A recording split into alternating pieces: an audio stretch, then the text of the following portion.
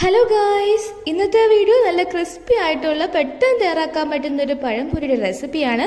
അതിനായി ആദ്യം 1 കപ്പ് മൈദാമാവ്, അതിലേക്ക് 1/4 ടീസ്പൂൺ ഉപ്പും 1/2 സ്പൂൺ പഞ്ചസാരയും 1 നുള്ളു മഞ്ഞൾപ്പൊടിയും.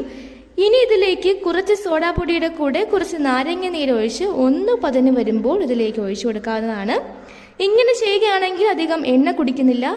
ഇതെല്ലാം നല്ല രീതിയിൽ മിക്സാക്കി കൊടുക്കുക. ഇതിലേക്ക് ആവശ്യമായ വെള്ളവും ഒഴിച്ച് ഒന്ന് കുഴച്ചെടുക്കാവുന്നതാണ്. നല്ല രീതിയിൽ ഒന്ന് കുഴച്ചെടുക്കണം. ഈ ഒരു രീതിയിൽ മാവ് തയ്യാറാക്കി എടുക്കാവുന്നതാണ്. നല്ല പഴുത്ത നേന്ത്രപ്പഴം 4ആയി മുറിച്ച് മാറ്റി വെച്ചിരിക്കുകയാണ്. ഒരു പാത്രത്തിൽ എണ്ണ ചൂടായതിനു ശേഷം അരിഞ്ഞു വെച്ചിരിക്കുന്ന പഴം എടുത്ത് മാവിൽ മുക്കി ചൂടായ എണ്ണയിലിട്ട് ഒന്ന് വറുത്തെടുത്താൽ നമ്മുടെ ക്രിസ്പി പഴംപൊരിയുടെ റെഡിയായി കഴിഞ്ഞു.